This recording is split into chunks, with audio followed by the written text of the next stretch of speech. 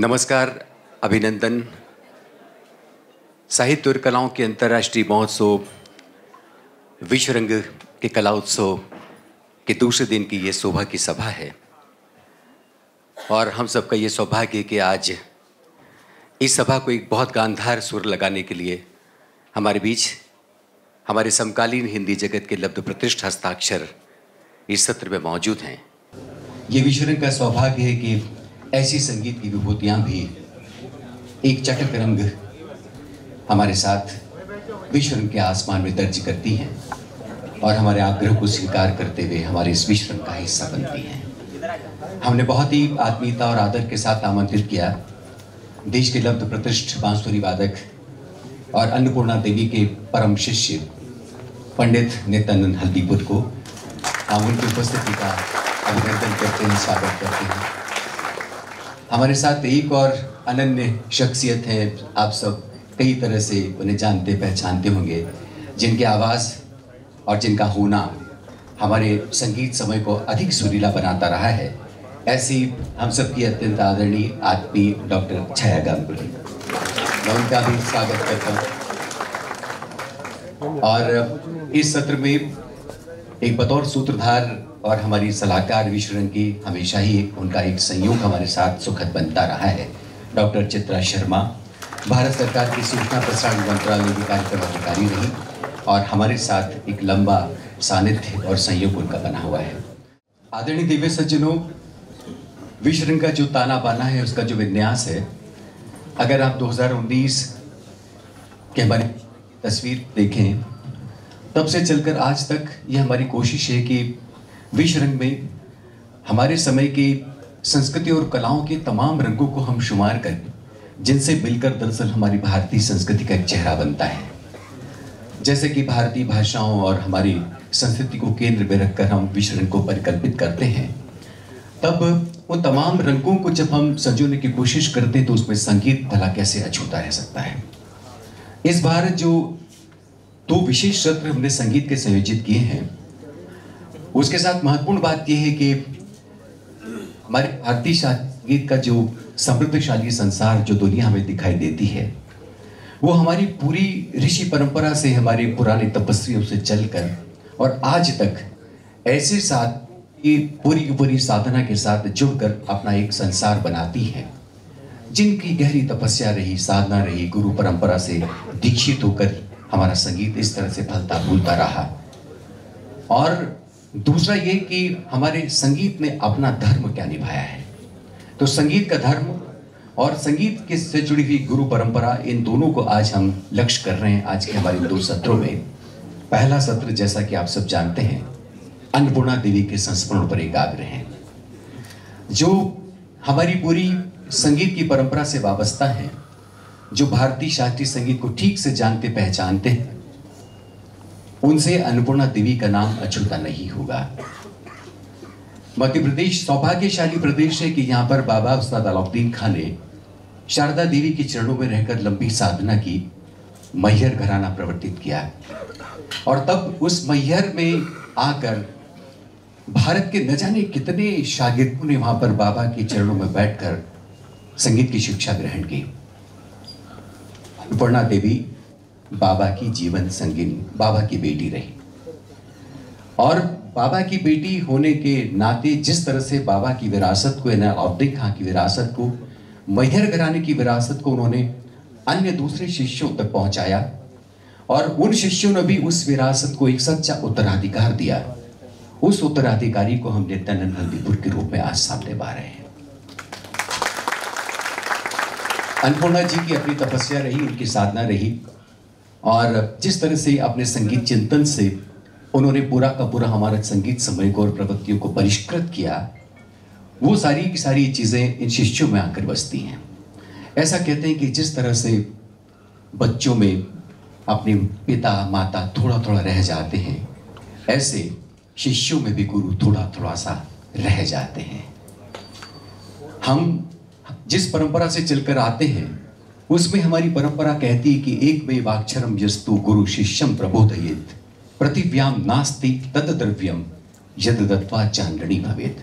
आशय ये है कि गुरु एक अक्षर का ज्ञान भी अगर शिष्य को दे दे तो इस पृथ्वी पर ऐसी कोई वस्तु नहीं है जिसे शिष्य गुरु को देकर ऋण मुक्त हो जाए। लेकिन हम अक्सर कहते हैं कि कुछ ऋण ऐसे होते हैं जिन्हें सिर माथे रखकर चलने में ही हम धन्यता का अनुभव करते हैं। नित्यानंद जी के साथ गुरु माँ का ऋण कुछ ऐसा ही है। जीवन पर्यंत उनकी वे सेवा करते रहे, अंतिम समय तक, अंतिम सांस तक उनका सानिध्य नित्यानंद जी ने प्राप्त किया। हम देख रहे हैं कि उनके हाथ में बांसुरी है। बांसुरी की हमारी जो सुरम में सुशील बरा जो चलती हुई हमें दिखाई देती है, पन्नालाल घोष से चलकर नित्यानंद जी तक आती है, उसके एक नुमाइंदगी के रूप में नित्यानंद जी आज हैं। बांसुरी वादन भी करेंगे और अन्नपूर्णा जी के संस्मरणों को हम सबसे साझा करेंगे। छाया जी हमारे साथ बैठी हुई हैं। अब छाया जी का एक परिचय तो हम सब जानते ही हैं कि छाया जी बहुत सारे हमारे सिनेमा से जुड़े हुए गीतों के जरिए अपनी एक बहुत पुरकशिश और अलहदा सी आवाज़ लेकर हम सब तक पहुंचती रही हैं। याद करें आप गमन का गीत, आपकी याद आती रही रात पर, और उसके बाद थोड़ा सा रूमानी हो जाए, और कई सारी ऐसी फिल्में जिसमें छाया जी ने पार्श्व गायन किया है। लेकिन इससे हटकर यदि हम आज के विषय पर एकाग्र हैं तो माँ का सानिध्य भी आपने बहुत प्राप्त किया। बहुत लंबी लंबी बातचीत की। हम आकाशवाणी की उस संगीत सरिता को याद कर सकते हैं जिसमें कई सारी एपिसोड्स जब तैयार किए गए, उसमें छाया जी गुरु माँ से बात करती हुई हमें दिखाई देती हैं, तमाम प्रश्नों के साथ, तमाम जिज्ञासाओं के साथ। और भी बहुत सारा परिचय है। आकाशवाणी में लंबी सेवाएं आपने दी और ये तमाम संदर्भों को और भी खुलासा करेंगी चित्रा जी। तो बहुत सारा संदर्भ इसके साथ, इस विषय के साथ मैं सिमटा हुआ देखता हूँ, लेकिन बातचीत के दौरान और चीज़ें खुलती रहेंगी। ऑलरेडी डॉक्टर चित्रा शर्मा, मैं पहले कह चुका हूँ आपको कि भारत सरकार के सूचना प्रसारण मंत्रालय में कार्यक्रम अधिकारी रही। खुद कथक की बड़ी ज्ञाता हैं और कथक विषय पर ही उन्होंने PhD की उपाधि प्राप्त की है। हमारे उनका संयोग कुछ ऐसा हुआ कि जब हमने रायगढ़ घराने पर एकाग्र बिलासपुर में डॉक्टर CB रमन विश्वविद्यालय के तत्वावधान में एक कार्यक्रम किया, तो पूरी की पूरी परिकल्पना और संयोजन के साथ चित्रा जी हमारे साथ उपस्थित थी। उनका नृत्य के साथ यदि गहरा लगाव है तो जाहिर है कि संगीत के साथ भी उनकी गहरी दिलचस्पियां जोड़ती हैं। मैं बहुत आदर के साथ चित्रा जी को अब ये सूत्र सौंपता हूं कि वे बातचीत के सिलसिले को आगे बढ़ाएं।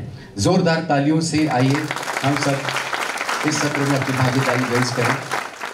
आपने एक काफ़ी अच्छा विस्तार से परिचय दिया अन्नपूर्णा माँ का, लेकिन बहुत सी ऐसी बातें हैं जिनके लिए आज हमारे साथ हमारे मेहमान उपस्थित हैं। आज का जो एक सत्र है बहुत अनूठा सत्र है ये, क्योंकि बाबा अलाउद्दीन खां की परंपरा, लंबी परंपरा, उनकी सुयोग्य पुत्री माँ अन्नपूर्णा जी के विषय में, उनके संस्मरणों पर हम आधारित बात करेंगे। वे इस दुनिया में कालजयी व्यक्तित्व तो है ही हैं, साथ ही बहुत से कलाकार उनके शिष्यत्व के लिए, कि उनका शिष्य बने उसके लिए उन्होंने एक बहुत लंबी तपस्या भी की है। और सुरबहार जैसे एक कठिन वाद्य की वो साधिका थी। इसके अलावा वह अपने पिता की परंपरा के अनुसार, उनके शिक्षा के अनुसार, वो बहुत से वाद्यों पर उनका पूरा प्रभाव था।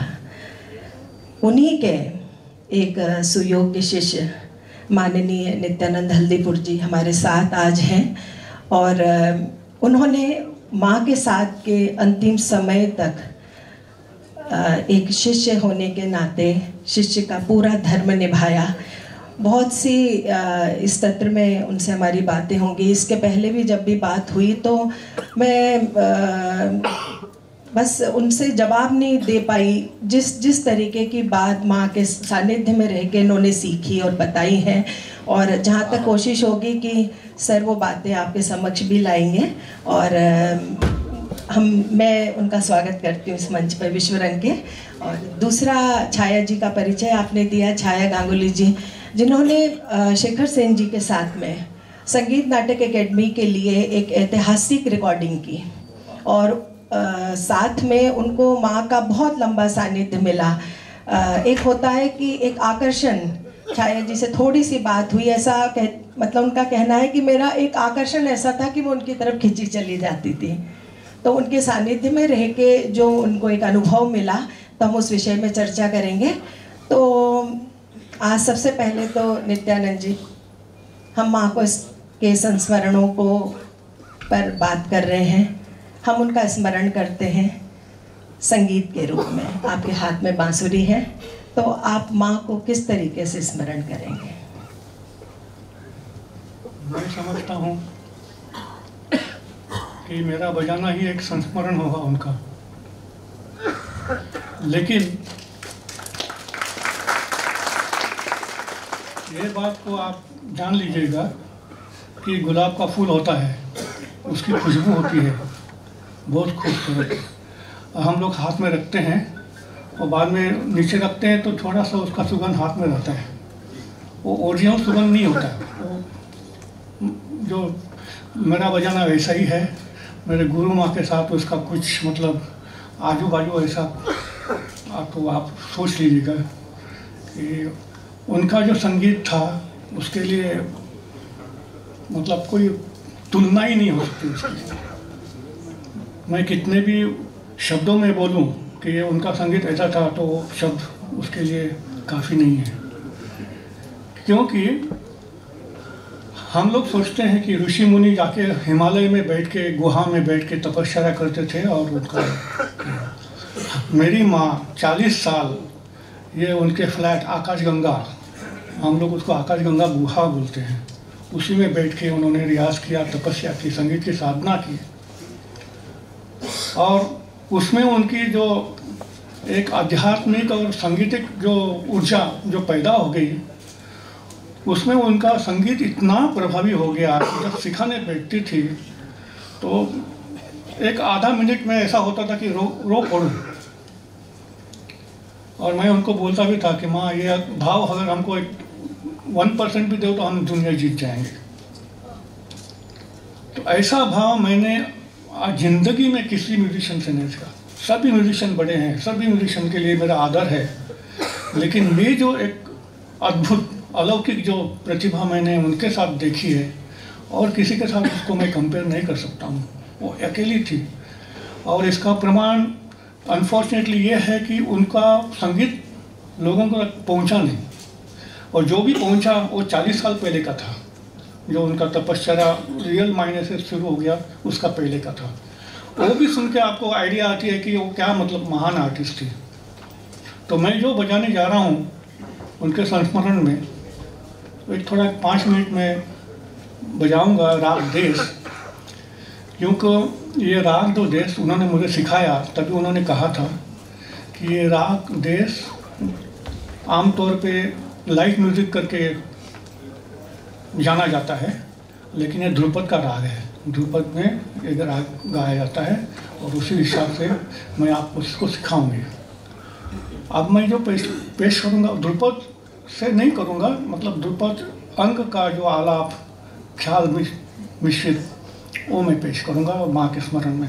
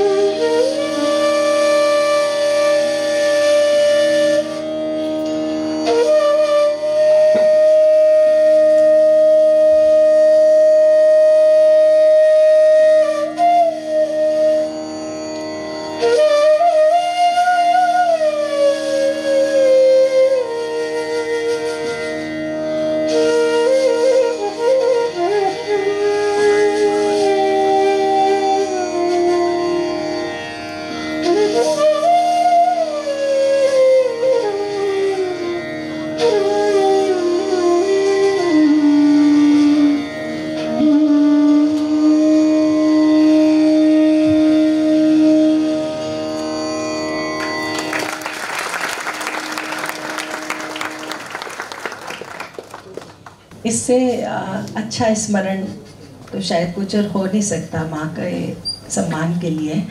छाया जी हमारे साथ मौजूद हैं और उनके साथ उनका मुझे लगता है शायद लगभग 40 वर्षों का सानिध्य कितना रहा छाया मैडम? जब मैं कॉलेज में थी तब से, क्योंकि मैं निखिल बैनर्जी जो सितार माइस्ट्रो थे बाबा के शागिर्द थे, वो भी माँ के पास सीखने जाते थे और तब उनके साथ में तानपुरा बजाती थी जब भी बॉम्बे आते थे। अच्छा। और डॉक्टर ललिता राव वो हेल्थ मिनिस्टर भी थी और उन पन्ना बाबू की शागिर्द भी थी, तो उनके पास निखिल बैनर्जी जी ठहरते थे। और कॉलेज के दिनों में मुझे ऐसा था कि जैसे पता चलता था निखिल आ रहे, कॉलेज से आकर मैं भाग के वहाँ चली जाती थी शाम को और सिर्फ उनको मैं सुनती रहती थी। और उनके साथ मैं सबसे पहले माँ के पास गई थी। उसके बाद मैं NCPA में जब हम लोग सीखते थे, डॉक्टर नारायण मेनन जी डायरेक्टर थे और वहाँ पे माँ अन्नपूर्णा दीदी आती थी सितार सरोद सिखाने के लिए। और मैं कविता कृष्णमूर्ति जी और मेरी फ्रेंड रानू मुखर्जी, हेमंत कुमार जी की बेटी, हम लोग पंडित रामनारायण जी के पास सीखते थे। और वहाँ थिरकवा खां साहब, अहमद जान थिरकवा खां साहब भी आते थे सिखाने के लिए। ये राशिद मुस्तफ़ा वहाँ आते थे, तो वहाँ पे भी माँ कभी मिल जाते थे ऐसा। उसके बाद मैं जैसा एक मुझे पता नहीं क्या जैसे राम जी के भक्त हनुमान जी है, मैं वैसे ही कुछ उनसे सीखा तो नहीं, लेकिन बहुत मैं नित्या जी को तंग करती थी कि मुझे माँ से मिलना है और तो फिर मैं अक्सर जाती थी। तो आपका जो माँ के साथ का जो सानिध्य रहा, उनके साथ के अनुभव रहे, तो आप कृपया विस्तार से बताएंगे। और मुझे लगता है कि शायद जैसे आप पोडियम पे आप शायद कंफर्टेबल हैं और मैं नॉट वेरी कंफर्टेबल, तो मैं कुछ लिख कर लाई हूँ हिंदी में। मैं थोड़ा ज़्यादा टाइम नहीं लूँगी। हाँ बिल्कुल कहना चाहूँगा।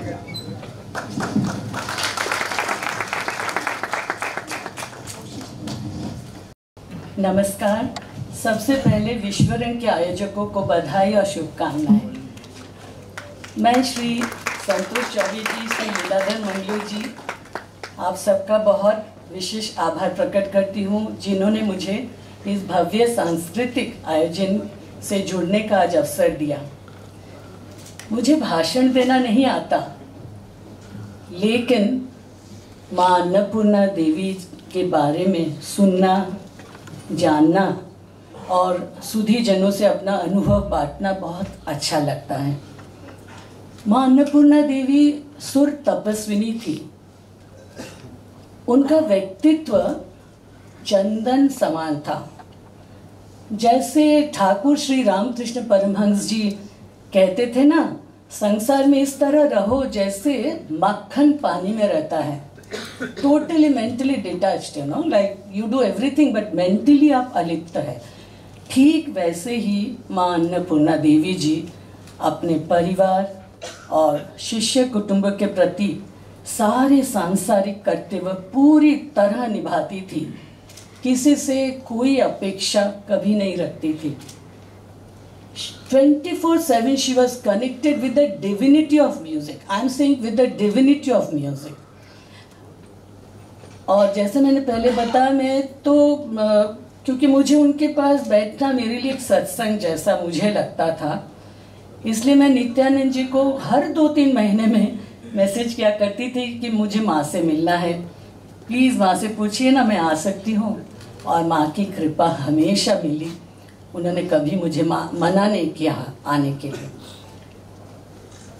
माँ ब्रह्म ज्ञानी थी। कभी भी उन्होंने अपना जो समुद्र जैसा ज्ञान, उसका ढिंडोरा कभी नहीं पीटा। हमेशा कहती थी आमी तो शिशु, मैं तो शिशु हूँ। जो भी बाबा से सीखा वही अपने शिष्यों को सिखाने की कोशिश करती हूँ। She never said I am teaching, she said मैं कोशिश करती हूँ। बाबा कहते थे कि जिनको सीखने की इच्छा हो उन्हें ना सिखाना पाप है। और बाबा के दिए इस मंत्र से मैं हमेशा बंधी रही। बाबा खास तौर से राग की शुद्धता पर बहुत जोर देते थे। एक बार साधक बाबा अलाउद्दीन खान साहब के शिष्य सुप्रसिद्ध सितार वादक पंडित निखिल बैनर्जी ने मुझसे कहा था, मुझे अभी तक याद है, मैं तब कॉलेज में पढ़ती थी, ग्रीन रूम में उन्होंने मुझे बताया था, कलकत्ते में जो दक्षिणेश्वर की मंदिर है ना, उसमें कितने पुजारी सेवा करते रहे, पर आज भी हम ठाकुर श्री रामकृष्ण परमहंस को ही याद करते हैं। तो उन्होंने पूछा, छाया तुम्हें पता है क्यों, बाकी के नाम तो हमें पता नहीं है। मैंने कहा नहीं। तो बोले क्योंकि माँ की प्रतिमा में ठाकुर ने ही तो प्राण प्रतिष्ठा किया था। ठीक इसी तरह बाबा अलाउद्दीन बाबा अपने शिष्यों से कहते थे हर स्वर को जगाना है, प्राण प्रतिष्ठा करना है। साधक कलाकारों के गायन वादन में प्राण तत्व होने के कारण ही उनका संगीत अमर हो गया। और जब मैं छोटी थी, जैसा अभी बताया, मैं निखिलदा के साथ तानपुरा बजाया करती थी। बम्बई में जब आते थे, वो एक एक सुर को इतनी एकाग्रता से लगाते थे जैसे हम पूरा ध्यान लगाकर सुई में धागा डालते हैं। मुझे बहुत अच्छी तरह याद है। मतलब मैं अपनी फीलिंग बता रही थी कि मैं बहुत मिस करती हूँ जो मैंने देखा है। और निखिलदा भी माँ के पास सीखने जाते थे।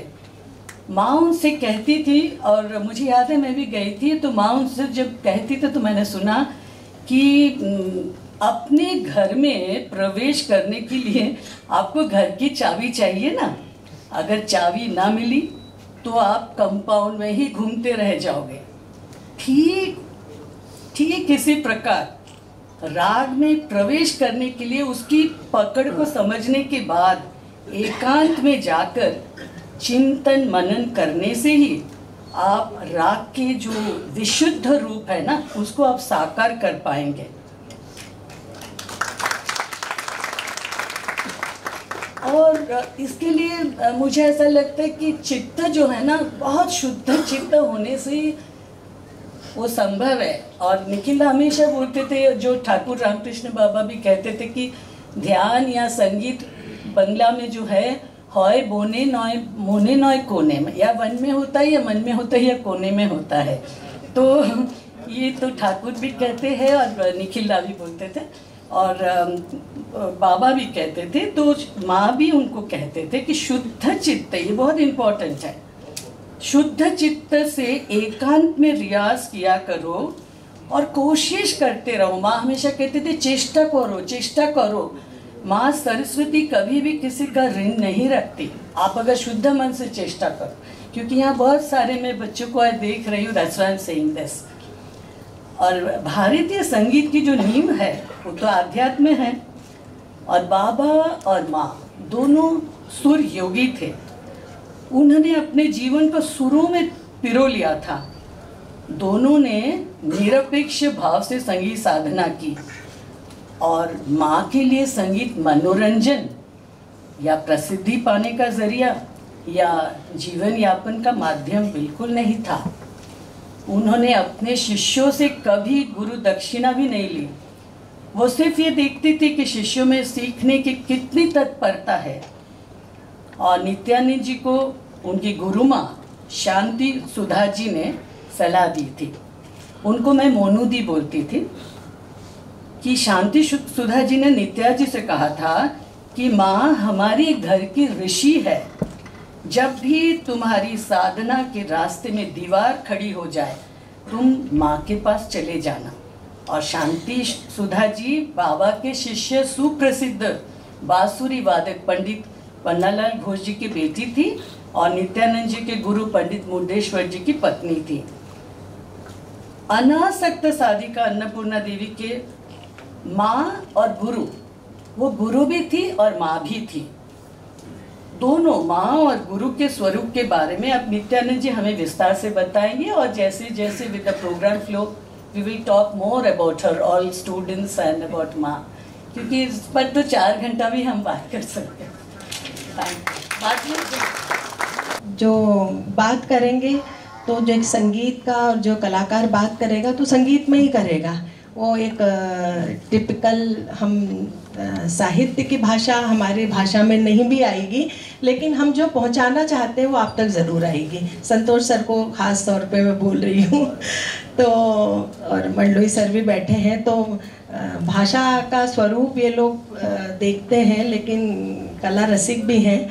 और सर मैं अब आपके पास सामने आती हूँ कि माँ अन्नपूर्णा जी एक बाबा अलाउद्दीन खान साहब की बेटी भी और शागिर्द भी, तो उन्होंने आपसे कभी इस विषय में कुछ ऐसी चर्चा की होगी कि बेटी के रूप में और शागिर्द के रूप में वो बाबा के साथ उनके संबंध किस तरीके के थे? बाबा का शब्द उनके लिए पत्थर की लकीर थी।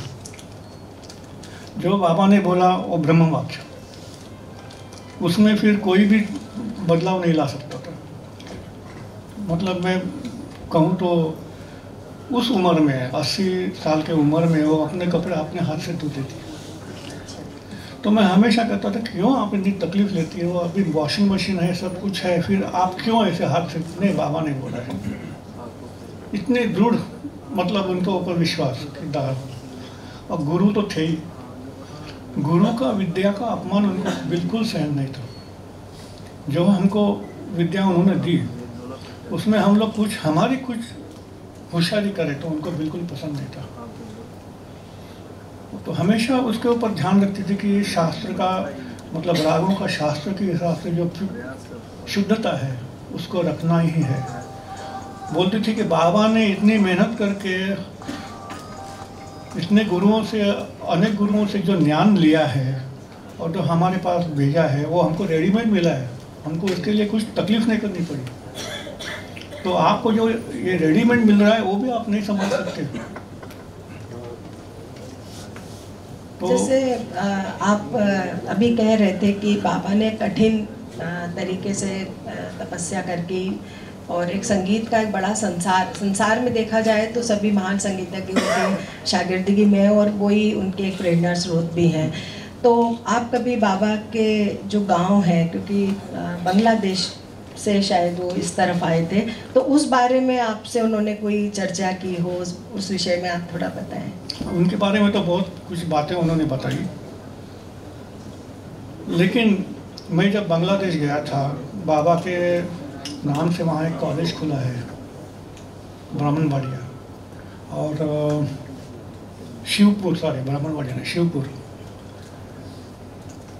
वहाँ माँ के लिए लोगों का इतना रिस्पेक्ट मैंने देखा कि मैं आ रहा हूँ, या न्यूज़ उनको कैसे मिली पता नहीं, लेकिन पूरा जहाँ से हम लोग स्पीड बोट में गए थे, नाला शॉर्टकट होता है रिवर से जाने से, जहाँ से हम लोग पैर रखे ज़मीन पे, वहाँ से लेके उनके घर तक और कॉलेज तक दोनों दो तरफा लोगों का मतलब खड़े थे और फूल फेंक रहे थे सुस्वागतम सुस्वागतम करके। मैं तो चकाचौंध हो गया कि मैं बोला इतना माँ का नाम से हम लोग को इतना इज्जत मिल रही है।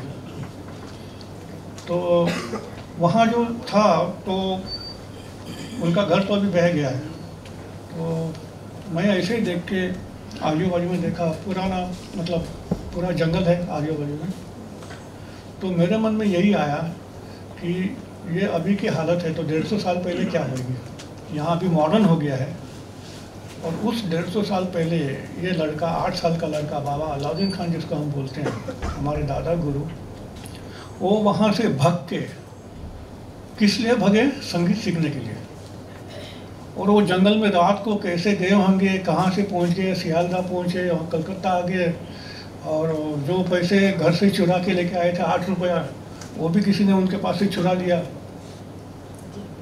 तो ऐसे कठिन परिस्थिति में वो संगीत सीखने का जो प्रायोरिटी थी उनका था, वो बच्चे का प्रायोरिटी मतलब संगीत सीखना ही था।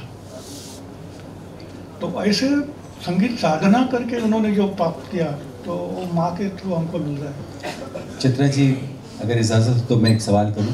बहुत देर से मेरे मन में कौन रहा, और शायद बहुत सारे लोग भी ये जानना चाहेंगे कि सच्चे गुरु की तलाश के लिए शिष्य हमेशा भटकता रहता है कि सच्चा गुरु उसको मिल जाए। आपके साथ तो पन्नालाल घोष जी भी रहे और भी आपके गुरु रहे, लेकिन माँ की तलाश जब आपकी पूरी हुई, पहला वो सामना जो आपका माँ से हुआ, अन्नपूर्णा जी से, वो क्षण कौन सा था और कौन सी चीज़ थी जो आपको उनके पास खींच के ले गई? ये तो मेरी लालच थी कि जब हम लोग पहले टाइम उनके साथ, मेरे गुरु देवेंद्र मुर्डेश्वर जी और ऑल इंडिया रेडियो में वो थे, तो दिल्ली आकाशवाणी ने सोचा था कि इनका नेशनल प्रोग्राम करें गुरु माँ का। उन्होंने ब्रॉडकास्टिंग बंद कर दिया था, बजाना ही परफॉर्मेंस बंद कर दिया था। तो मुर्डेश्वर जी को उनके साथ काफ़ी अच्छे संबंध थे, फैमिली के साथ। पंडित रविशंकर के वो खास मतलब राइट हैंड जैसे थे, इसलिए तो उनके ऊपर ये जवाबदारी दी गई कि आप अन्नपूर्णा जी के जाके घर में जाके उनको समझाओ और उनको पटाओ कि ये प्रोग्राम ब्रॉडकास्ट करें, रिकॉर्डिंग करें। माँ तो टोटली रिक्यूज थी, किसी से मिलती नहीं, किसी से जाती, लेकिन मुर्डेश्वर का नाम लेके उनको मना नहीं कर सकी। उनको घर में बुलाया और बातचीत हो गई, ऑलमोस्ट कन्विंस हो रहे थे। तो ओवर एंथुसियाज्म में वो मुर्डेश्वर जी हमारे वापस उनके घर में गए, तो बिगड़ गई।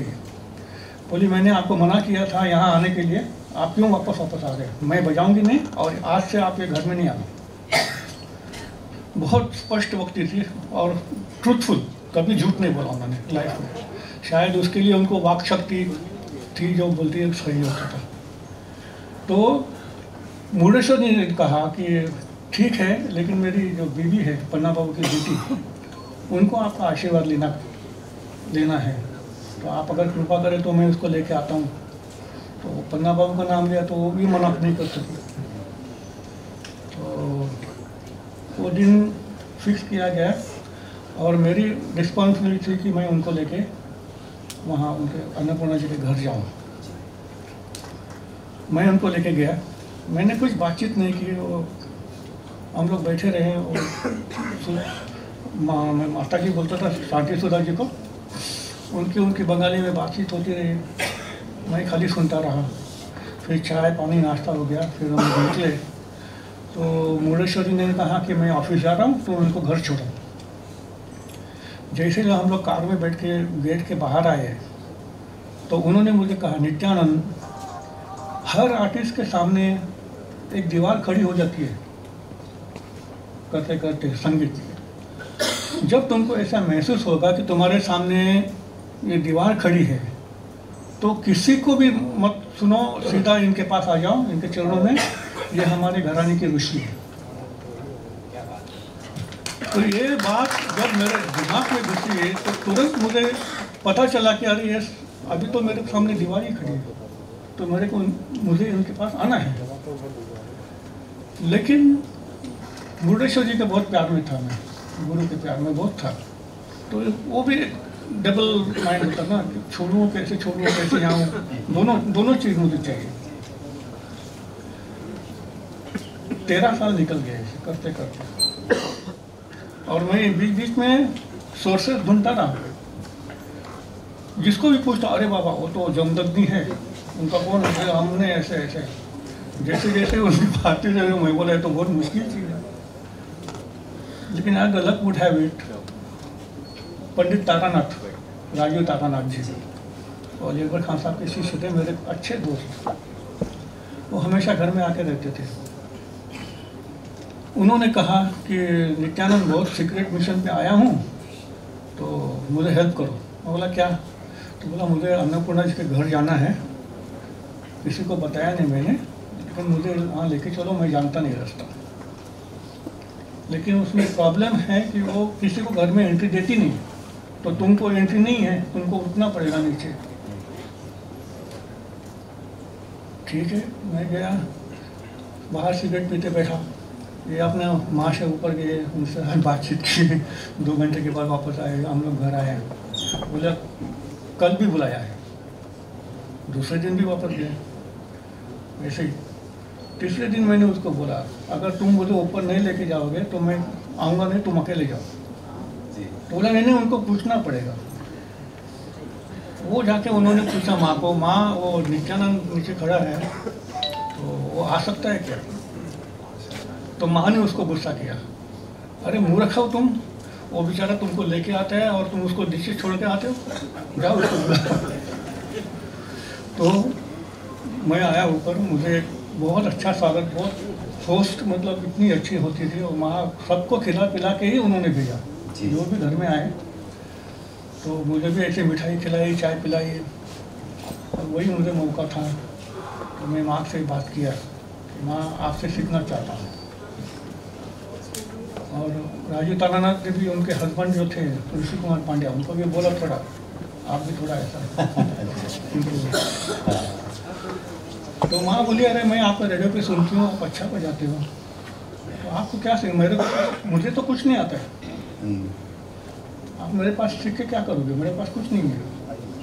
तो मैं वो फिर उनको वो सेंटेंस मैंने बताया कि हमारे गुरु माँ ने ऐसे बोले हैं कि जिसको मतलब दीवार सामने खड़ी हो तो आप इनके पास आओ। तो एकदम से गंभीर चेहरा हो गया उनका, मेरे बारे में ऐसे बोले, आपके बारे में ऐसे बोले। तो फिर बोलते अच्छा ऐसा है कि बाबा मतलब उनके गुरु पिताजी वो कहते थे कि जिसको सीखना उसको नहीं सिखाओ तो वो पाप, और अगर अपना खुद का लड़का भी लायक नहीं हो और उसको सिखाओ तो वो भी पाप। जी बिल्कुल। अगर आपको इतनी इच्छा है तो मैं ज़रूर सिखाऊंगी, मुझे थोड़ा टाइम दे सोचने के लिए।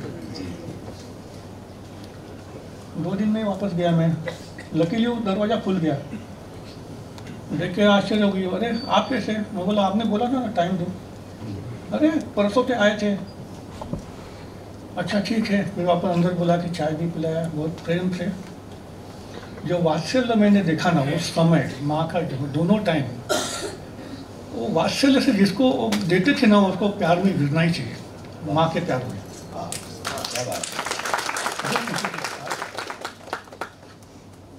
एग्जाम्पल है सामने। जी जी। तो जीवन पूरा भरा हुआ है। I don't need anything else. I feel Chhaya ji, थोड़ा सा कुछ नित्यानंद जी जब अभी सारी चीज़ें बता रहे थे तो ये लगा कि दरअसल एक बहुत सच्चा गुरु जो होता है, वो जो इन्होंने कहा है कि सुपात्र को संगीत नहीं सिखाना और कुपात्र को सिखाना दोनों ही पाप है। बाबा ने कहा था जी, ये जी। बाबा ने, उनका मंत्र ना, माँ ने पूरा बाबा से उनकी बातचीत चलती थी जी। और माँ ने मुझे कहा था बाबा तो আমাকে গাইড করেন, বাবাকে জিজ্ঞেস করি আমি সব করি, মানে বাবা मुझे गाइड करते हैं, मैं उनसे उनको पूछ कर ही मैं सब कुछ करती हूँ। उनका डायरेक्ट एक क्या कहते हैं हॉटलाइन बाबा से था। एक उनके वाद्य से संबंधित आपसे एक हम लोग सब जानना चाहेंगे कि सुर बहार जैसा वाद्य जो कि मुझे लगता है कि एक पुरुष को भी उठाना मुश्किल पड़ेगा, इतना भारी वाद्य है, लेकिन बाबा को ऐसा क्या लगा कि उन्होंने सुर बहार ही उनके हाथों में दिया, बल्कि उनके पास तो और अन्य वाद्य के तो एक बड़े कलाकार उनके द्वारा निकले हैं दुनिया में, तो उसका कोई विशेष कोई कारण या कथा कोई है उसके साथ जुड़ी? देखिए बाबा वजीर खान के शागिर्द थे और गंडा बांधने के बाद वजीर खान साहब के पास कई साल, मतलब 2 साल ऐसे ही गए, उनके गेट के ऊपर खड़े हैं, बुलाते नहीं अंदर, सिखाते नहीं हैं ऐसे, तो वापस चले जाते थे। ऐसे करते करते जब उनको पता चला एक दिन कि ये लड़का आके खड़ा होता है, और तो बोले क्या सीखना चाहते हो? तो बाबा ने कहा बीन सीखना चाहता हूँ। तो बोला नहीं, बीन तो हम किसी को नहीं सिखाएंगे घर के सिवा, हमारे घर के लिए हमारे बीन का तालीम जाती है, बाहर नहीं सिखाएंगे हम। तो ऐसे करते जो भी सिखाया बाबा को थोड़ा, तो बाबा फिर मैसर चले गए, मैहर। तो वहाँ उनको मार्केट में गए थे तो पता चला कि वजीर खान साहब का लड़का गुजर गया। तो वहीं से किसी को बताए हुए वहाँ पहुँच गए रामपुर। तो उनको देख के गुरु ने उनको ऐसा पकड़ के बहुत रोए कि मैंने तुम्हारे ऊपर बहुत अन्याय किया और मैं तुमको सिखाऊंगा बीन। तो बाबा भी ऐसे गुरु भक्त थे, बोले नहीं गुरुजी ऐसा नहीं उस्ताद, ये आपका जो फैमिली का वो जो है कि फैमिली के बाहर ये विद्या बीन का नहीं जाएगा, तो आप मुझे मत दे, आप मेरे लिए उसको तोड़िए मत। तो फिर वजीर खान को बहुत अच्छा लगा कि बोले हाँ ये भी बात ठीक है, तो तुम ऐसा साज तुम ले लो कि जो बीन अंग से बजेगा। तो इसलिए बाबा को उन्होंने सुर श्रृंगार पर सिखाया। वो जो बाबा का जो वजीर खान साहब का जो था एक्सपर्टाइज, वो गाते भी थे, ध्रुपदिया भी थे और बीनकार भी थे। तो ये जो बीनकार में जो उनका तो थोड़ा स्पेशलिटी था तो उन्होंने बाबा को दिया और शायद किसी को दिया नहीं होगा, ऐसा मुझे लगता है। तो बाबा को ये एक चिंता थी कि ये मेरी गुरु की विद्या कौन संभालेगा, क्योंकि पंडित जी और राजेंद्र खान साहब तो दोनों एकदम तैयार थे और अपना एक स्टाइल उन्होंने डेवलप कर दिया था। तो बाबा को लगा कि ये तो संभाल नहीं सकेंगे विद्या, और ये मेरी बेटी है, बहुत अंतर्मुख है और ये किसी को प्रसिद्धि नहीं चाहती है, किसी भी तरीके से प्रसिद्धि नहीं चाहती है और बहुत भक्ति है मेरे ऊपर, तो यही संभाल सकती है। तो एक दिन उनको बुला के कहा, माँ करके पुकारते थे बेटे को, माँ मैं एक बात बोलना चाहता हूँ। तो बोली ओह बाबा आप बोलिए। ऐसे मैं कभी कभी सुनता हूँ तो मुझे सामने वो नज़र आता है कि क्या कैसा पिक्चर होता होगा। तो बोले कि मैं बाबा की विद्या मैं जानता हूँ कि तुमको कुछ प्रसिद्धि के नहीं है और तुम अपने रियाज में मतलब आध्यात्मिक ढंग से करती हो, तो मैं मेरे गुरु की विद्या तुमको देना चाहता हूँ और कोई इसको संभाल नहीं सकेगा। तो माँ ने बोला हाँ आज्ञा, जैसे आपकी आज्ञा। तो बोले लेकिन तुमको सितार छोड़ना पड़ेगा। सितार में वो टाइम आप सोच सकती हो 14 साल में वो फेमस था कि टॉप स्टार प्लेयर करके वो 14 साल में फेमस थे। तो बोले ये सितार छोड़ना पड़ेगा आपको। तो बोले जैसे आपकी आज्ञा। तो उन्होंने उनको सुर बाहर पकड़ा दिया कि बोले इसके ऊपर मैं दूंगा, लेकिन क्या है कि ये बजाओगे ना तो लोग आपके ऊपर टमाटर फेंकेंगे, वो चलेगा। तो बोले हाँ आपकी आज्ञा है, चलेगा। ऐसे करके वो बाबा ने उनको वजीर खान साहब की विद्या उनको दी। इसलिए आप देखेंगे कि उनके बजाने में, पंडित जी के बजाने में, अलीअकबर खान साहब के बजाने में और उनके शागिर्द बाबा के जितने हैं उससे हट के ये जो मतलब जो सुर का जो सूक्ष्मता है, जो सुर का लगाव है, जिसको मतलब सुन के ऐसा अंदर जाता है, हाँ तीर के जैसे अंदर घुसता है, ऐसा वो जो विद्या उनको मिली, इसलिए वो थोड़ा अलग उनसे हट के हो गए सब लोगों से। ये इसी से संबंधित जब हम विद्या की बात कर रहे हैं तो मैं हमेशा एक बात सोचती हूँ और आज आपसे ही उसका एक प्रश्न है कि हरि प्रसाद जी, तो उनकी जो वादन है उसमें उन्होंने लयकारियों को जोड़ा उनकी संगति से, उन्होंने एक नवाचार एक तरीके से किया और बहुत खूबसूरत नवाचार है परंपरा में रहते हुए। और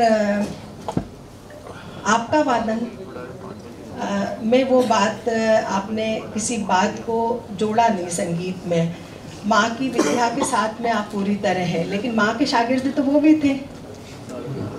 तो इस विषय में आप क्या कहते हैं? देखिए, महान गुरु का ये कार्य होता है, काम होता है कि अपने शिष्यों को मार्गदर्शन के लिए उनको रास्ता दिया। हरि जी को तो उन्होंने रास्ता दे दिया कि ये रास्ता ऐसे जाता है, ऐसा जाता है, उन्होंने फेथफुली फॉलो किया। करते करते करते अपने ओन प्रतिभा उनको डेवलप हो गई करते करते। तो ये गुरु का आशीर्वाद से उनका प्रतिभा और भी अलग ढंग से उन्होंने प्रचलित कि लोगों को पसंद आने लगा, तो वो भी उनको मतलब एक उत्साह जैसे हो गया कि ये हमारा एक्सपेरिमेंट अच्छा चल रहा है। जब मैं प्रोग्राम जाता था तो लोग सोचते थे अरे अन्नपूर्णा देवी के शागिर्द, तो मतलब वो हरि जी के जैसे बजाएगा, और मैं बजाता है गायकी अंग से, तो लोग बोलते थे अरे आप अन्नपूर्णा जी के शागिर्द और हरि जी जैसे नहीं बजाते। तो माँ को मैंने ऐसे पूछा कि माँ मैं प्रोग्राम में जाता हूँ तो आप मुझे क्या क्या आपका विचार क्या है? तो माँ बोले तुमको क्या करना है, गुरु के ऊपर विश्वास नहीं है।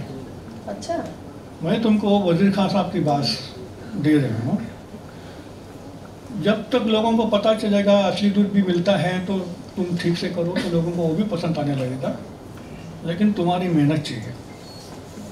फिर हंस के बोलते तुम्हारा रियाज ऐसा होता मालूम ना तो मैं तुमको घर में नहीं घुसने देती।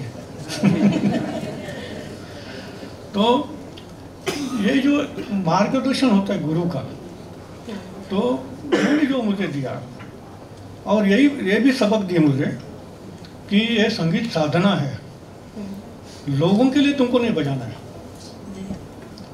प्ले फॉर वन, ऐसे करके play for one with in everybody. लेकिन महत्व ये भी रखता है ना सर कि एक गुरु अपने शिष्य की क्षमता और उनकी क्वालिटी जिसे कहा जाए उसके हिसाब से, जिससे कि उनका अपना स्टाइल खुद डेवलप वो कर सके, ये एक गुरु की एक सबसे बड़ी दिशा होती है।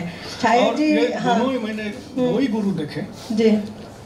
आप जब देखेंगे पंडित जसराज जी, मैं मतलब क्रिटिसाइज के लिए हिसाब से नहीं बोल रहा हूँ, पंडित जसराज जी लगे, पंडित भीमसेन जोशी लगे, कुमार गंधर्व जी लगे, सबके शिष्य उनके तालीम जैसे कि जैसे गाते कॉपी कैट।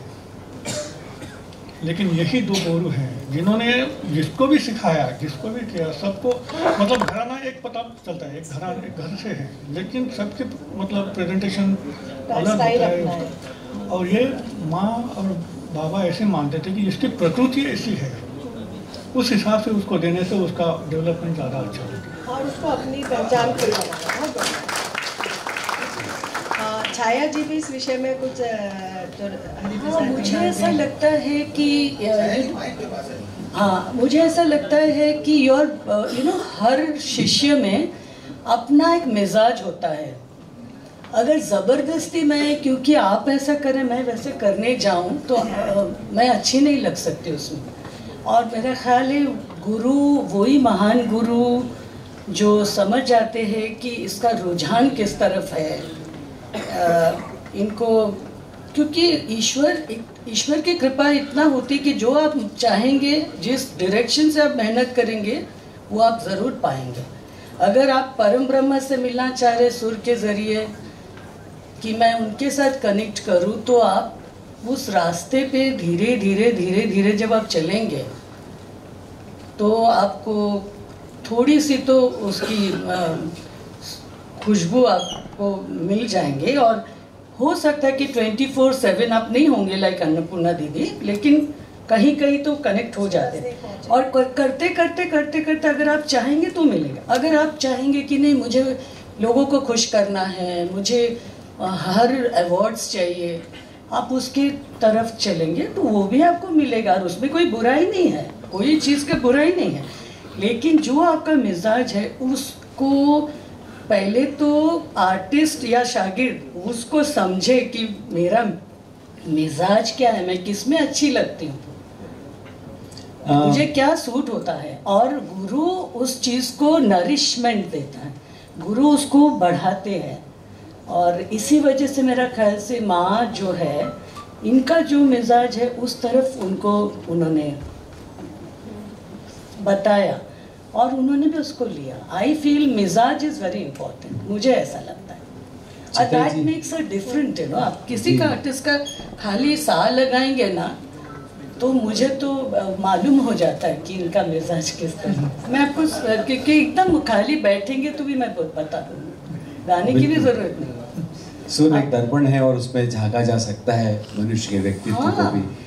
नित्यानंद जी और छाया जी दोनों से ये सवाल हो सकता है कि हमारा जो संगीत है वो मास और क्लास में बटा हुआ है। आपने कहा कि आत्मतत्व प्राप्त करने के लिए ही दरअसल एक साधक जो है वो अपनी साधना करता है, सुरों से रिश्ता बनाता है। लेकिन संगीत को जनता तक पहुंचाने की एक चुनौती भी, और एक संस्कार देने की चुनौती, और एक फर्ज जो वो भी संगीतकारों के पास होता ही है। माँ जब इस सारी की सारी एक परंपरा से चलकर आई थी, और एक बिल्कुल हम कह सकते हैं कि एक पारंपरिक शुद्धता उनके स्वर में थी, आग्रह भी उनका था, तब जनता तक इस संगीत को पहुंचाने की चुनौतियां जो थी उस समय, वो किस तरह से उनको समझती थी, मानती थी, और जब सुर बाहर खुद वादन करती थी तब श्रोताओं के लिए ये संगीत पहुंचे ठीक से, इसको लेकर क्या द्वंद्व या क्या चुनौती उनके पास थी? ऐसे चुनौती करके उन्होंने कभी लिया नहीं। उनकी चुनौती एक ही थी कि जो बाबा ने सिखाया उसको प्योर फॉर्म में वैसे के वैसे उसको पेश करें। अब जब कोई चीज़ प्योर फॉर्म में लोगों के सामने आती है तो लोग एक्सेप्ट करते हैं उसको, उनको मतलब हृदय में लग जाता है। और माँ का संगीत का ऐसे ही हुआ, जब उन्होंने लोगों के लिए नहीं बजाया, जो मतलब ऊपर वाले का स्मरण करके जो उन्होंने बजाया, वो लोगों पर वहाँ तक हृदय तक पहुँच गया। इसलिए उनको चुनौती ऐसे उन्होंने कभी लिया नहीं। और मैं मजाक से उनको कहता भी था, माँ कल तो अगर तुमको बजाना है प्रोग्राम बजाओगी, तुम बजा सकोगी? तो बोल के हाँ क्यों नहीं। बोला मतलब आपने कभी बोला नहीं, जो किया कभी जाता नहीं, और जो नहीं किया वो कभी आता नहीं।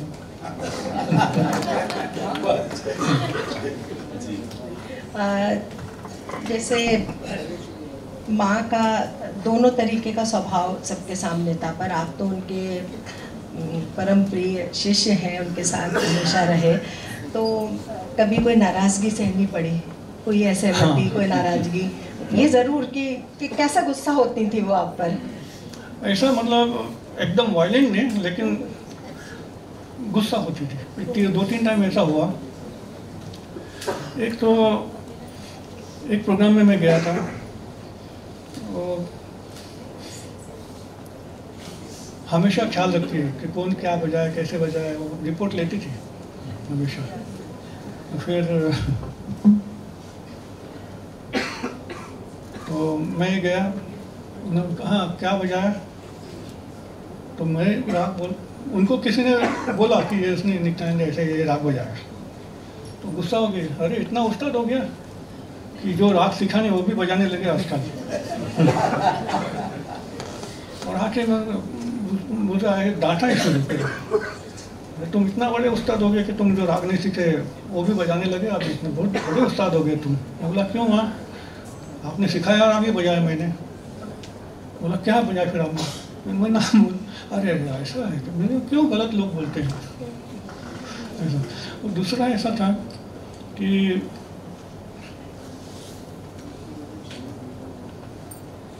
रागों में मतलब छेड़छाड़ आती नहीं थी, जैसे कि मतलब बंदिश आपको दी है तो बंदिश में ही। तो हमेशा उनका ये भी था कि सुन के कभी संगीत नहीं आता, सीखने के बाद ही आता है। गौड़ सारंग राग था, अमित रॉय करके जो सितार मेकर हैं उनका लड़का उनके पास सीख रहा था गौड़ सारंग, और मैं बैठ के सुन रहा हूँ और मेरे गुरुजी की तारीफ कर रहा हूँ। वहाँ मेरे को मुरडेश्वर जी ने क्या बताया, राग सही सही बताया है, ऐसे ही बताया है, ये बिहार को ऐसा करके ऐसा करो, गौड़ सारंग होता है ये। जैसे मेरे मन में आया तुरंत वहाँ मुझे बोलती है ये राग सीखने के सिवा बजाना नहीं। तो मैं तो सीखा हूँ, और आप जो बता रहे हो मेरे मन में ऐसा है कि जो तुमने बताया तो मेरे नज़र में आ गया। मैं तो बहुत अलर्ट लिसनर हूँ, ये मेरी भावना, अहंकार। उसको सिखाने के बाद अनफॉर्चुनेटली मेरा 7 दिन के बाद ब्रॉडकास्ट था, और मैंने वही राग बजाया गौड़ सारंग, और उन्होंने इत्तेफाक से सुन लिया। जैसे मैं घर में घुसा, अच्छा रेडियो बजा के क्या बजा रहा था? बोला गौड़ सारंग। आपको मना कर दिया था ना राग नहीं बजा सीखे बगैर, ये कौन सा राग बजाया आपने? ना प्रचलित बजाया ना घर का बजाया, वो धोबी के कुत्ते के जैसे, ना घर के ना घाट के, कंपाउंड में घूमने वाला। किसने तुमको मना किया था, फिर कैसे बजाया तुमने? मैं कुछ क्या बोलूँ, लेकिन वो दिन फ़ायदा हुआ कि माँ ने मुझे वहाँ बैठ के गौड़ साधन 3 घंटे सिखाया और फिर बोला कि इसका स्वरूप ऐसे ही रखो। एक नाराजगी आपने मेरी गौड़ साधन की बात है। जी। एक अमेरिकन स्टूडेंट मेरे पास सीखता था, ये लास्ट की उनकी जो जाने के पहले की 1 साल के पहले बात है। मैं कान सुनाई नहीं देता था, ऐसा मैं बेहतर समझती हूँ। वो अंदर के रूम में सोई है, मैं उनके बाहर के रूम में उनको सिखा रहा हूँ। उसको सिखाने के बाद वो चले गया, मैं माँ का खाना लेके गया, उनको दे रहा हूँ, बोले नहीं नहीं नीचे रखो, मैं अपने आप खाऊंगी। बोला नहीं माँ, क्या क्या क्या सिखा रहे थे उसको? बोला गौड़ साधन। अच्छा, गौड़ साधन में क्या सिखाया? तो बोला भाई आपने बंदी जो मुझे सिखाई। बोले रे पपी हाँ। अच्छा, तो दूसरी लाइन क्या बताई आपने उसको? मैं बोला अरे आपने सुना? बोला हाँ सुना। क्या बताई उसको लाइन? तो मैं बोला ऐसे गा के बताया। ऐसे बताया था आपको? किसका सुन के आपने, किसका सुनते हो आप? बोला किसी का नहीं माँ, किसी का नहीं। नहीं, ये फिर आपके दिमाग में आया कैसे ये फ्रेज? फिर बोले नहीं, उसको ठीक करो। वो गा के बताया मुझे कि आपको मैंने ऐसा बताया था, ऐसा इसको ठीक करो। मैं कह रहा हूँ नहीं ये गलत हो रहा है, वापस करो वापस करो।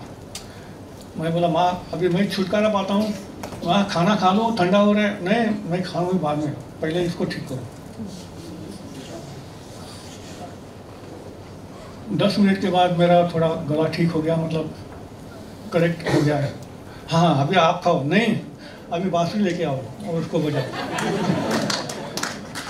मैं बोला आज तो मेरी हालत ख़राब है। बांसुरी बजाता तो उधर भी मिस्टेक हो रही है, क्योंकि वो दिमाग में मेरा घुसा था।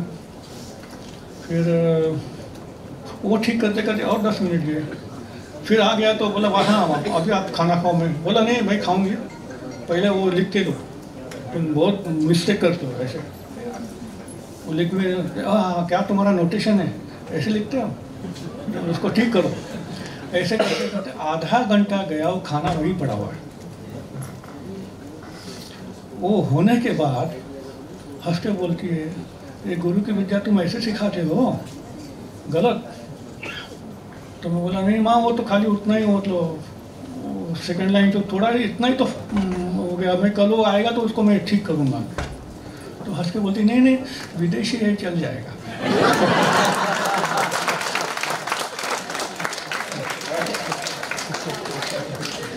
गलत नहीं था वो, मतलब मैंने जो सिखाया गलत नहीं था, प्रचलित के हिसाब से था। फिर मुझे याद आया कि मैं बोला हाँ माँ वो आपके भैया ने बजाया था ना, वो मेरे कान में आ गया। बोले हाँ बराबर पकड़ा ना आपको किसी। मतलब वो राग का जो स्वरूप है उसको हमको देख के ही बजाना है, वो इस तरीके की आपको शिक्षा दिया करते। वो बोलती थी बंदिश का नहीं, जो बंदिश बनाई है तो उसमें हमको छेड़छाड़ करने का कोई अधिकार नहीं, वो वैसे के वैसे ही बजनी चाहिए। हम लोग क्या करते हैं, मतलब इंस्ट्रूमेंटलिस्ट फ्लूटिस्ट मेरे जैसे लोग पहली लाइन सुन गया, दूसरी लाइन सुन गया, फिर अंदर अपने मन से बजाया। ऐसा नहीं होता है। मतलब माँ का जो था कि जो बंदिश सिखाई आपको वही वैसे ही बजनी चाहिए, वैसे ही होनी चाहिए, उसमें तुम्हारा कुछ अधिकार नहीं उसको छेड़छाड़ करने का। नित्य जी बताइए ना माछ खमाज का किस्सा। हाँ ये बहुत सुंदर, क्योंकि इन लोग क्या सिद्धि प्राप्त, एक होता है बजाना, एक होता है कोई राग में उसको आप सिद्धि प्राप्त करके जब बजाते हैं ना, वो like difference between a performer and an artist. Performer बहुत होते हैं, आर्टिस्ट सब लोग नहीं होते। जैसे माँ के बारे में तो मैंने पढ़ा था ना, आपसे चर्चा भी की थी वो कि मालकोस राग उनको सिद्ध हो गया था उस विषय में। आप माछ खमाज का बताए ना, ऑल इंडिया रेडियो से। मैं ऑल इंडिया रेडियो में काम करता था, तो वो दिन मेरा बहुत थका। सुबह से मैं जल्दी जाता था, रिकॉर्डिंग करो नीचे ऊपर करो, बहुत मतलब एब्सेंट ही थी, तो मैं अकेले सब निपटा रहा था। बहुत थक गया और मन में अभी माँ के घर जाना है, तो अरे जब माँ के घर जाना है आज कैसे होगा। तो मैं भगवान से प्रार्थना कर रहा हूँ कि कैसे भी हो गए तो माँ कुछ संदेशा भेजे कि आज मत आओ तो मैं बच जाऊँगा। वैसे मैं घर आया, घर आके थोड़ा सा 15 मिनट ये किया, फिर माँ के घर निकला। तो माँ के घर पहुँचते पहुँचते बहुत थक गया, मतलब चलने में भी ऐसा होता। मन में प्रार्थना कर रहा हूँ माँ मुझे देख के कभी कम उनको दया आएगी, क्योंकि वो तो देख के पहचानती है कि आदमी क्या कैसे है क्या है, तो देख के वो पहचान जाएगी और बोलेगी मत बजाओ आज आराम करो। उल्टा ही हुआ, आगे बैठो जाके मैं आती हूँ। अरे मैं क्या करूँ, अभी परेशान हूँ। ऐसे गुरु के पास आके मेरे को ऐसी शिक्षा करनी पड़ती है ऐसा सोच रहा हूँ मैं। आई 15 मिनट में, आप बहुत थके हुए लगते हो। हाँ माँ बहुत थका हूँ, क्या तो बोली मैं सोचेगा कि बोलो अच्छा बैठो। नहीं, उन्होंने सरगम दिया, ये दिया। राग था माज खमाज। बोले राग बाबा ने बनाया, इस स्वरूप से बनाया, लोगों ने उसको खराब कर दिया। तो आपको तो ये सिखाने बैठी 2-1.5 घंटे के बाद गुरु की और बोला अभी कैसे लग रहा है। देन आई रियलाइज कि आई वॉज टोटली रिजॉइंड, कि ये मेरी परिस्थिति क्या थी ऐसी कि अभी मैं ऐसा एकदम जवान और फुल ऑफ एनर्जी। तो मैं बोला हाँ माँ एकदम, बोला हाँ इसका सही बजाने से इसका इफेक्ट ऐसा ही होता है, इसको आपका स्वरूप ऐसे ही रखना पड़ेगा। लोगों ने इसको खराब कर दिया, लेकिन ओरिजिनल स्वरूप इसका ऐसा है। वो बच्चे के लिए बता दीजिए ना, माज खमाज मध्यम सा बना के खमाज को, जो पंडित रविशंकर जी का जो कॉम्पोजिशन है ना, कैसे दिन बीते या जाने ना, अनुराधा फिल्म के, दैट इज राग खमाज माज खमाज पर आधारित है। क्योंकि बच्चे हैं ना कुछ यूनिवर्सिटी के मैं मुझे लगा शायद आप 2 लाइनें सुना के बता रहे, इसलिए मैं चुप हो गई। नहीं बजाऊंगा। अच्छा माँ के शायद शिष्य हैं इसलिए सपने में आके डांटेगी। अच्छा माँ सुन रही है, आपको आशीर्वाद। अच्छा नित्यानंद जी, ये रागों की बात चल रही है तो माँ का प्रिय राग कौन सा था? मालकों उन्होंने बहुत रियाज किया था मालकों, और वो राग उनको सिद्ध हो गया था। तो जब मतलब ये बातें मैंने 2-4 लोगों से भी सुनी, और माँ ने खुद भी ऐसे ही मतलब बताया, मतलब उन्होंने तारीफ के हिसाब से नहीं बताया। तो रात को बैठ के रियाज करते थे मयर में, तो उनके घर में पेड़ था। तो जैसे ही मालकों से बजाती थी तो पेड़ जोर जोर से हिलता था, शिवर होता था, और उसका आवाज़ आता था पत्तों का। तो अली अकबर खान साहब की बीवी वो डर जाती थी और आके इनके रूम में आके बैठती है। तो जैसे ही आके बैठती थी तो माँ रियाज करना बंद कर देती थी। अरे क्यों आई तुम? बोले नहीं नहीं तुम छोटी हो ना, तुमको डर लगेगा इसलिए मैं आई। बाबा नीचे बैठ के सब सुनते थे। उनका घर ऐसा है कि कोई भी कोने में कुछ बोलेगा तो उनको वहाँ स्पॉट पे सुनाई देता है। तो बाबा ने उनको पूछा माँ आप क्यों नहीं रियाज करते? तो बोले नहीं वो आके बैठती है तो फिर तो उन्होंने उनको पूछा माँ आप क्यों इसके घर में जाते, मतलब वहाँ जाके बैठती हो, वो रियाज करते हो? तो बोला नहीं वो बाहर का जो पेड़ है ना वो ऐसा ऐसा कांपता है और उसका आवाज़ आता है तो मुझे डर लगता है। तो फिर माँ के पास गए बाबा और बोले कि अभी ये राग बजाना बंद करो, क्योंकि ये राग तुम्हें सिद्ध होने आया है, और अगर ऐसा भी हो सकता है कि तुम्हें जीन्स प्रसन्न होंगे तो तुम लड़की हो उनको देख के घबरा सकती हो, तो इसको बजाओ मत। तो लेकिन माँ को इतना वो मध्यम राग पसंद था, तो माँ के लिए उन्होंने कौशी भैरव राग तैयार किया। बोले इसको सिखाया, बोले इसको प्रैक्टिस करो। हेलो,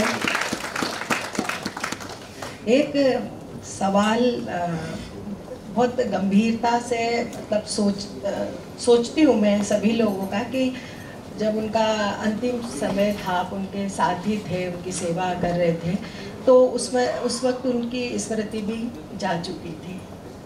तो ऐसा हमेशा होता है, अनुभव कहता है कि जो हमारे दिल के और हमारी ज़िंदगी के सबसे नज़दीक होते हैं वो आपके सबकॉन्शियस माइंड में रहते हैं। तो उस वक्त जब भी वो बात करती थी या जिन लोगों के नाम उनके मुंह पर आते होंगे जो उनकी स्मृति में थे, तो वो कौन कौन लोग थे? मेरे ख्याल से पंडित रविशंकर ही थे। क्या बात है। वो उनका पहला जो प्यार होता है वो शायद कोई नहीं भूल सकता होगा। वो पंडित जी का फोटो लेके बैठती थी, देखते बैठती थी, और पूछती थी पंडित जी प्रोग्राम करके आए क्या? तो मैं बोलता हाँ आ गया। अच्छा उनको खाना दिया? हम बोला दिया। अच्छा उनको सोने के लिए मच्छरदानी लगाओ, मच्छर बहुत होते हैं। तो बोला हाँ। ऐसे तो हमेशा वो फोटो लेके बैठी है और पंडित जी के बारे में ऐसे देखती बैठी है। और एक उनका लेटर उन्होंने पंडित जी को लिखा, वो देखेंगे तो लोग रो पड़ेंगे।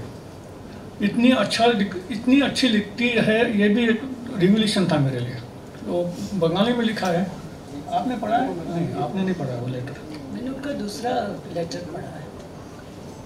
उसमें वो पंडित जी को रिक्वेस्ट कर दी है लेटर लिख के कि मैं अकेली पढ़ रही हूँ, आपका सहारा चाहिए, आप आ जाओ, आपने जो भी काम किए हैं मैं उसको माफ़ करने के लिए तैयार हूँ, आप आ जाओ। और पंडित जी ने उसको कुछ रिप्लाई नहीं दिया। तो ऐसे उनकी बात में एक ये था कि वो पंडित जी के बारे में ही सोचती रही हमेशा लास्ट तक। और एक उनका एक मुन्ना ऐसा कुत्ता था, कुत्ता नहीं बोल सकते, पेट डॉग, जो गा भी सकता था, एक ऑक्टेव गा सकता था, सारे गमा पदा नहीं। माँ की गोद में पूरा सा टू सा, और माँ उनको कहते थे मुन्ना गाओ, वो सा फिर रे गा पूरा सा, एंड इन सुर मुन्ना। तो उसके लिए भी वो मुन्ना को घुमा के लाया आपने? बोला हाँ घुमा के लाया। कौन लेके गए? मैं बोला गई थी। अच्छा उसको दिया, पानी दिया, पानी भी उसी के बारे में सोचती थी हमेशा, लेकिन ज़्यादा करके पंडित जी के बारे में ही सोचती थी। और मुझे बहुत दुख होता है कि अगर इतना प्यार करने वाला कोई है ऐसा, पंडित जी को पता भी होएगा कि नहीं पता नहीं मुझे।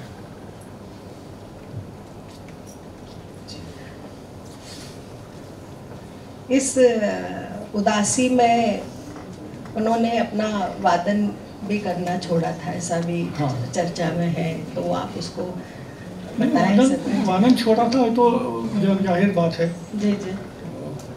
इसलिए तो ऑल इंडिया रेडियो चाहता था कि उनकी ब्रॉडकास्ट किया जाए नेशनल प्रोग्राम।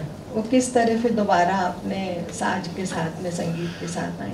नहीं, मैं इनको मतलब मन बहलाने के लिए बोलता था, मैं आपके थोड़ा ये आपका सुर बाहर तो बहुत हैवी है, क्योंकि वो बेड रिडन थी।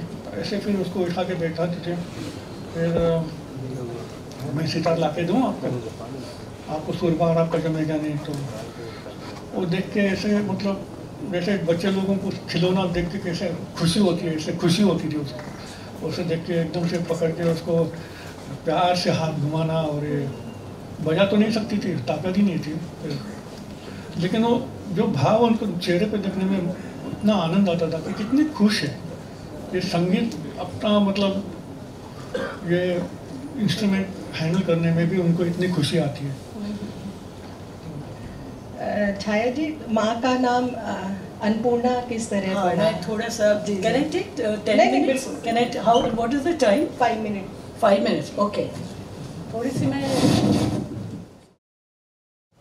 माँ का जन्म चैत्र शुक्ल पूर्णिमा हनुमान जयंती के दिन हुआ था, 1927, हाँ 23 अप्रैल को। उस दिन बाबा मैहर गए थे, क्योंकि बाबा के गुरु भी तो बाबा रामपुर गए थे, और माँ का जन्म मैहर में हुआ था।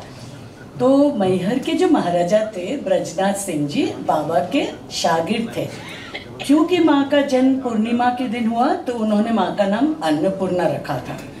और ये भी बता दूं कि माँ का जो घर था ना, आकाश गंगा, सचमुच अन्नपूर्णा का भंडार था। कोई भी आते थे माँ तो सबसे पहले कुछ ना कुछ उनको खिलाती थी। और उसके बाद उनके जो मौलवी साहब थे, बाबा जब वापस आए रामपुर से तो मौलवी साहब ने कहा कि नहीं, आपको हमारे मज़हब के हिसाब से भी माँ का नाम रखना चाहिए। तो माँ का नाम तभी रोशन आरा रखा गया। और सचमुच she was so illuminated, you know, जैसा अज्ञान की अंधरता, जैसे darkness just cannot come near deepak, जैसा हम कहते हैं ना, अंधेरा टिक ही नहीं सकता दीपक के सामने।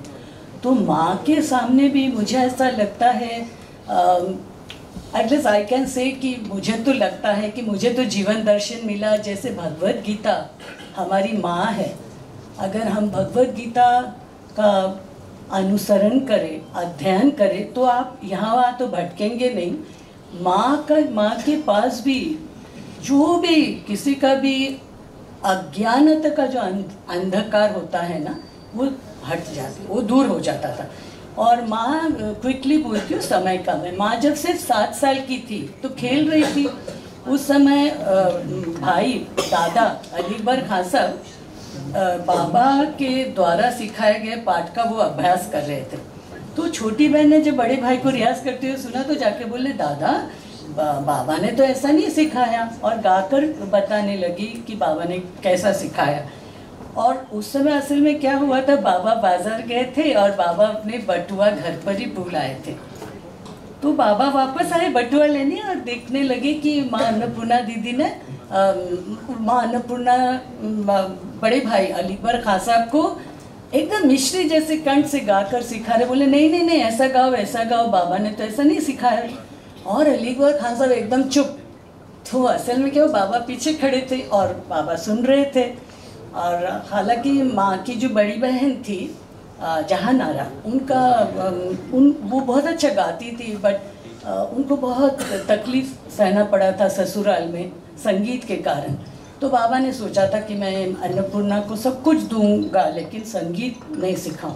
लेकिन जब उन्होंने पीछे खड़े देखा कि जिनको मैंने सिखाया नहीं और मेरा सिखाया हुआ पाठ इतने अच्छे से अलीबर खान साहब को सिखा रही है और ठीक करा रही, तो बाबा ने अपने कमरे में माँ को ले गए और उनके हाथ पे तानपुरा दिया और कहा कि आज से आपका संगीत सीखोगे। तब उनका संगीत साधना शुरू हुई। और जैसा नित्या जी ने बताया, माँ का मिजाज तो शुरू से ही अलग था, प्रसिद्धि पाने के लिए। और बाबा ने भी उनको बहुत फोर्स कभी नहीं किया कि आप पब्लिक में बजाइए या लोगों के लिए बजाइए। और मेरे ख्याल से ईश्वर हम सबको कुछ पर्पस के लिए हमें इस दुनिया में लाते हैं। माँ का यही था, she was like you know, कुछ ट्रीज होता है नहीं, the roots go down vertically down, और हमें देखने से पता नहीं चलता वो कहाँ तक गए हैं। सो माँ वॉज उनका inner journey totally with the परम तत्व, परमात्मा से मिलन के लिए था। और पंडित रविशंकर जी, उस्ताद अलीबर खान साहब को उनकी वो जो बाबा का जो संगीत और उसको पूरी दुनिया में फैलाने के लिए उनको भगवान ने, मेरे ख्याल से उनका वही पर्पस था और सब ने वही किया। और अभी भी परंपरा चल रही है। विनय भरतराम जी को उन्होंने वोकल सिखाया, हरिप्रसाद जी को बांसुरी, फिर राजीव तारानाथ जी को सरोद, फिर शरण रानी जी, जतिन भट्टाचार्य, फिर तिमिर बरन जी जब सरोद सीखे तो फर्स्ट टाइम बागबा जब फिल्म हुई थी उन्होंने सरोद को इंट्रोड्यूस किया था हिंदी फिल्म में। और बहुत सारे शागिर्द अनगिनत। सर, आप एक अपनी पसंद का, जैसे जो आपके दिल को छूता हुआ और राग हो, वो ज़रूर आप कुछ सुनाएं सबको। एक राग नहीं बजाऊंगा, धुन 2 मिनट के लिए बजाऊंगा।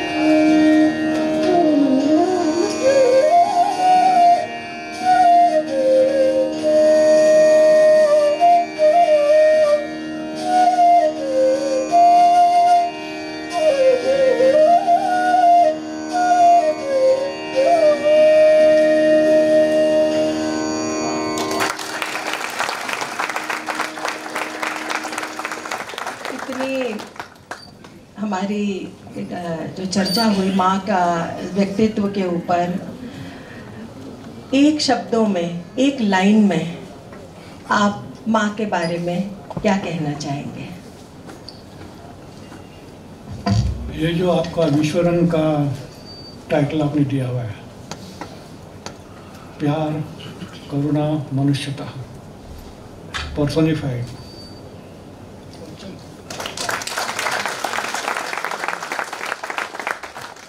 निशब्द हो जाना ही दरअसल अपनी रूह के पास पहुंचना होता है। तो नित्यानंद जी के इस भरतवाक्य के साथ कि प्रेम, करुणा ही दरअसल इस देश का और हम सब की मनुष्यता का एक स्थायी भाव है और वो कायम रहना चाहिए। संगीत का अभीष्ट भी दरअसल अंततः यही है। हम आभारी हैं नित्यानंद जी के, छाया जी के, कि उन्होंने विश्वरंग के आज के हमारे इस कला उत्सव के विचार सत्र का इतना सुमंगल से भरा हुआ आगाज़ किया, इसका शुभारंभ किया। और इससे बेहतर शायद शुरुआत हो नहीं सकती थी। राग देश जिस तरह से एक उदात्त भाव की ओर हमें ले गया, माँ के संस्मरण, आप देखिए कि एक जीवन के कितने सारे पक्ष होते हैं और वो पक्ष जो अंधेरे भी होते हैं, उजले भी होते हैं।